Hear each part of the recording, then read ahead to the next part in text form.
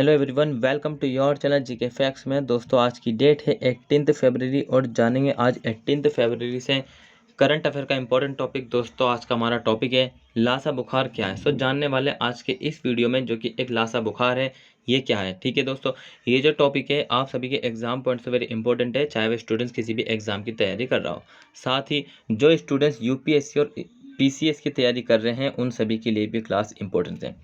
ठीक है, इसके अतिरिक्त ये जो लासा बुखार ये चूहों से फैलता है। इससे पहले भी काफ़ी समय पहले कह सकते हैं, लगभग 100-150 साल पहले भी चूहों से फैलने वाली एक बीमारी और आई थी जिसका नाम था प्लेग। ठीक है, सो ये इंपॉर्टेंट टॉपिक है क्योंकि जिस प्रकार पहले चूहों से फैलने वाली बीमारी थी एक प्लेग, उसी प्रकार ये है। सो देखते हैं क्या है आज की इस क्लास में, और इसका जो पीडीएफ का लिंक है वो मैंने डिस्क्रिप्शन बॉक्स में दे दिया है, वहाँ से आप लोग डाउनलोड कर सकते हैं।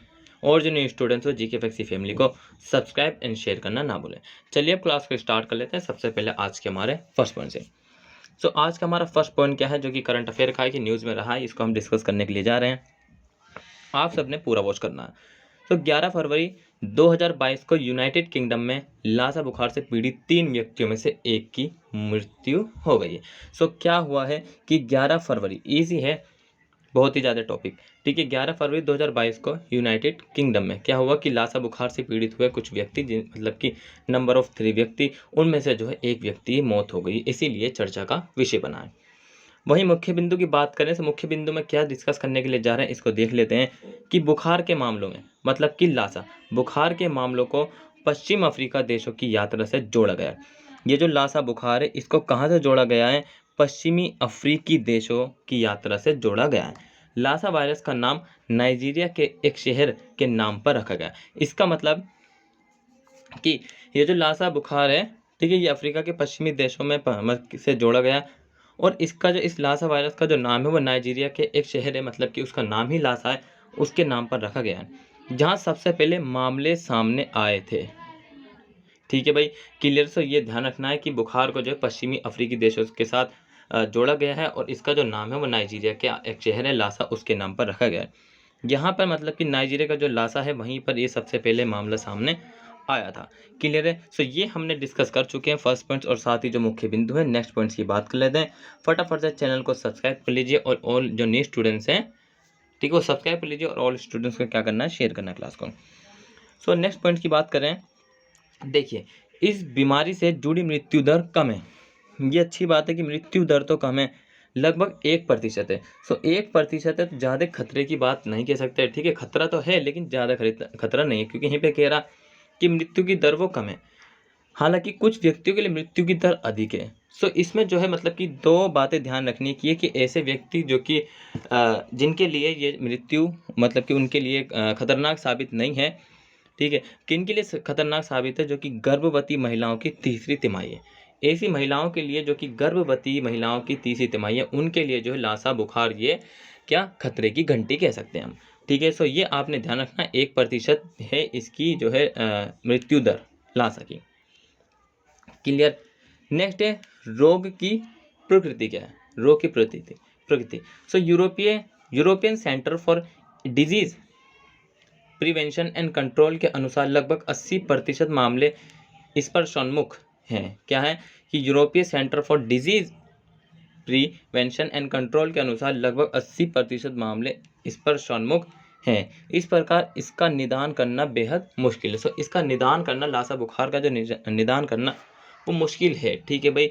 सो जैसे कि मैंने अभी आपको बताया, ये ज़्यादातर किसको प्रभावित कर रहा है, ये प्रभावित कर रहा है जिसके लिए मतलब खतरे की घंटी है, जो कि महिलाएं हैं तीसरी तिमाही की।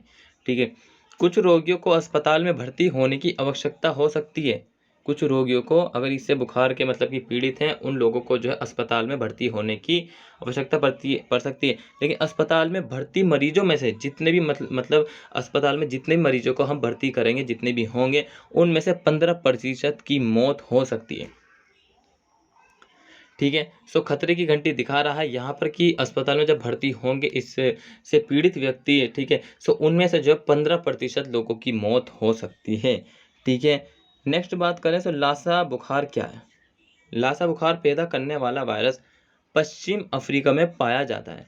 लासा बुखार पैदा करने वाला वायरस है, एक वायरस है, कहाँ पर पाया जाता है, पश्चिम अफ्रीका में। पश्चिम अफ्रीका में मैंने अभी आपको बताया जितने पश्चिमी देशों हैं, देशों से जोड़ा गया लासा बुखार को, ठीक है। और नाइजीरिया में पहला ये मामला आया था, वहाँ पर एक शहर है लासा, उसमें ये पाया गया, उसके नाम पर रखा गया, ठीक है। ये पहली बार 1969 में नाइजीरिया के लासा में खोजा गया था। ये वही बात बता रहा है जो कि मैंने आपको बताई है।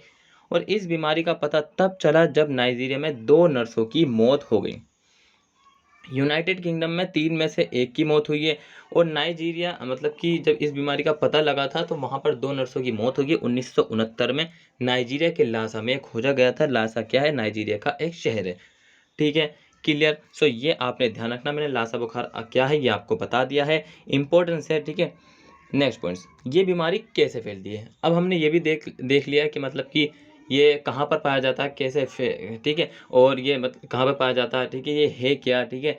सो ये हमने डिस्कस कर लिया किस शहर में, किस देश में, किस महाद्वीप में। अब बात कर लेते हैं ये बीमारी कैसे फैलती है। सो फैलने का कारण जरूर जानिए। लासा बुखार चूहों से फैलता है। मैंने शुरुआत में आपको बताया था कि लासा बुखार जो चूहों से फैलता, इसके अगर हम रेफरेंस मतलब कि इसके साथ ही अगर एक और डिजीज़ को जोड़े तो वो क्या, प्लेग बीमारी।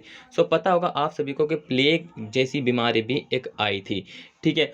वो भी एक खतरनाक बीमारी थी। सो उसमें क्या किया गया था कि वहाँ पर चूहों के मतलब कि गवर्नमेंट की शर्त थी कि चूहों को जो मारेगा उसकी पूंछ देगा उसको क्या वो पैसे वगैरह देंगे, ठीक है। सो लासा बुखार चूहों से फैलता है। एक व्यक्ति संक्रमित हो सकता है जब वह चूहों द्वारा दूषित खाद्य पदार्थों के संपर्क में हो।